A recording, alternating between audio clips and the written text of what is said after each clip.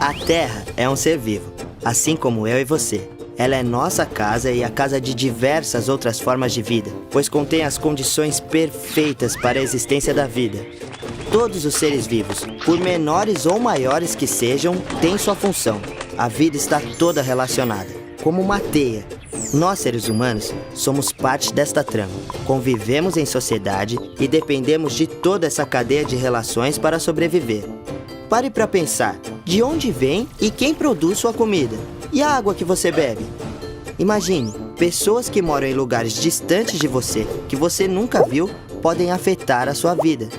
Assim como as suas ações podem afetar a vida de outras pessoas em outro lugar. Nestes últimos 80 anos, o ser humano criou tecnologias incríveis que mudaram nossa forma de viver. Mas esse poder de construir e destruir trouxe enormes riscos para a nossa existência. Como dizia um super-herói, todo poder traz uma grande responsabilidade. Precisamos nos proteger das consequências ruins daquilo que o ser humano tem inventado. Quando os portugueses chegaram ao Brasil, a Mata Atlântica cobria toda a costa, do Nordeste à Argentina.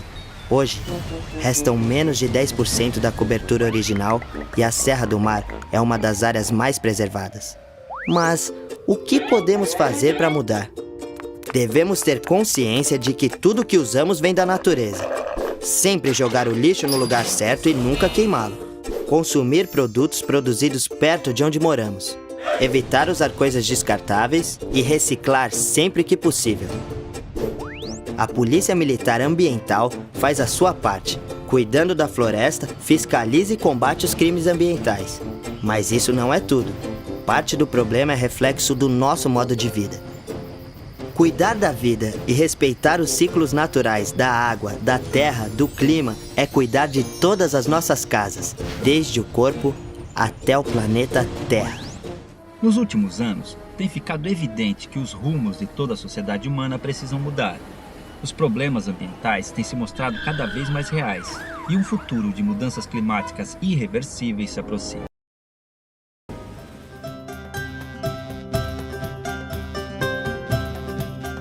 Em suas origens, a espécie humana era nômade e vivia integrada à natureza. Suas tribos sobreviviam da caça e colheita, e ao perceber o esgotamento de recursos na região onde haviam se estabelecido, migravam para outra área, permitindo que houvesse uma reposição natural do que fora consumido. Com a chegada da agricultura, o ser humano desenvolveu métodos de cultivo e irrigação, além da domesticação de certos animais.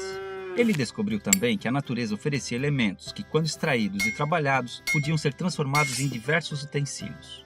As pequenas tribos cresceram, formando cidades, reinos e até mesmo impérios. E as façanhas do homem, embora fantásticas, passaram a alterar cada vez mais seu meio ambiente. No século XIX, com as máquinas a vapor, movidas a carvão mineral, a revolução industrial mudaria para sempre a sociedade humana. A produção em larga escala dos mais variados itens começou a gerar demanda, e com isso, a extração de recursos naturais foi intensificada. Até a agricultura, que antes era destinada à subsistência, passou a ser de larga escala, com cultivos destinados à venda para diversos mercados no mundo. Atualmente, esse modelo de consumo, produção e extração desenfreados ameaça não apenas a natureza, mas sua própria existência.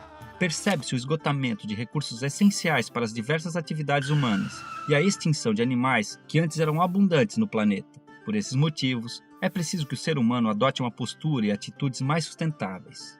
A palavra sustentável vem do latim sustentare, que significa sustentar, apoiar, conservar. Em 1987, a ONU definiu sustentabilidade como o desenvolvimento que responde às necessidades do presente, sem comprometer as possibilidades das gerações futuras de satisfazer suas próprias necessidades. A sustentabilidade possui 4 vertentes principais: ambiental, econômica, social e cultural, que tratam do uso consciente dos recursos naturais, bem como planejamento para a reposição dos mesmos, do reaproveitamento de matérias-primas e o desenvolvimento de métodos de produção mais baratos, da integração de todos os indivíduos na sociedade, proporcionando a eles as condições necessárias para que exerçam sua cidadania, e da integração entre o desenvolvimento tecnológico e social e as heranças culturais de cada povo. Para que isso ocorra, indivíduos, entidades e governos precisam atuar juntos. seja utilizando meios alternativos de transporte, reciclando, incentivando a permacultura, o consumo de alimentos orgânicos ou fomentando o uso de fontes alternativas de energia. Está nas mãos de cada um de nós assegurar não apenas a nossa própria qualidade de vida, mas também a das próximas gerações. O que é reciclagem? A reciclagem é a transformação de um resíduo sólido que não seria aproveitado a partir de mudanças em seus estados físico, físico-químico ou biológico, de modo que ele se transforme novamente em matéria-prima ou produto. Isso segundo a Política Nacional de Resíduos Sólidos. A reciclagem tem a ver com o reprocessamento de um item, portanto, é diferente da reutilização, em que o item é usado para outra função, e da redução, que consiste em diminuir o consumo de determinados produtos. Ao reciclar uma garrafa PET, ela se transforma em um material plástico, que pode dar origem a outras garrafas ou até a vassouras ou fibras de carpete, por exemplo. Quando alguém faz um lustre com garrafa PET, trata-se de reutilização. E quando uma pessoa decide evitar comprar itens com garrafa PET porque sabe que a reciclagem não é tão simples e gera emissões, o hábito envolve redução. A reciclagem pressupõe a existência de lixo, e soluções para restos ou sobras são pensadas pela humanidade há muito tempo. Civilizações antigas, como os hindus, possuíam sistemas de esgoto. Na Idade Média surgiram os primeiros serviços de coleta de lixo. Com o avanço da Revolução Industrial entre os séculos 18 e 19, houve um aumento significativo na produção de lixo, causando graves impactos sanitários. Se antes ele era constituído apenas de material orgânico, a partir daquele momento o lixo tinha características diversas. Poderia ser industrial ou químico, por exemplo.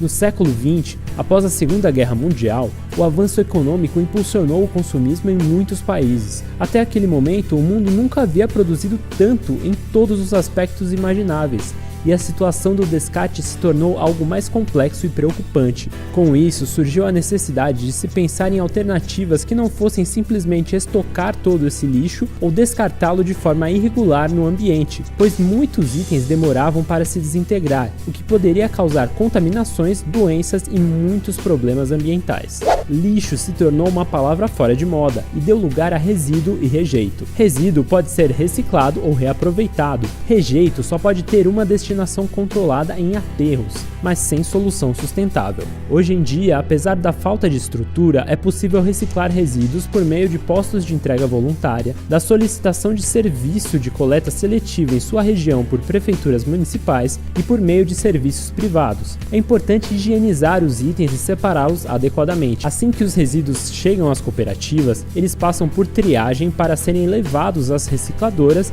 e serem reprocessados, dando vida a novas matérias-primas e produtos. Veja mais sobre itens que podem ser reciclados em outro vídeo do eCycle. Nem tudo é reciclável, mas a tecnologia pode avançar e fazer com que itens que atualmente não são recicláveis adquiram essa característica. Mesmo que um item seja reciclável, não significa que ele efetivamente será reciclado. Isso depende da demanda do setor de reciclagem pelo objeto, do seu valor de mercado, da facilidade de armazenamento e processamento do item, entre outros fatores. A reciclagem também exige gastos de água e energia e gera emissões. Por isso, é importante reduzir ao máximo o consumo de itens desnecessários e fazer campanhas para que empresas diminuam embalagens e troquem matérias-primas de produtos, além de exigir políticas públicas de incentivo de governos.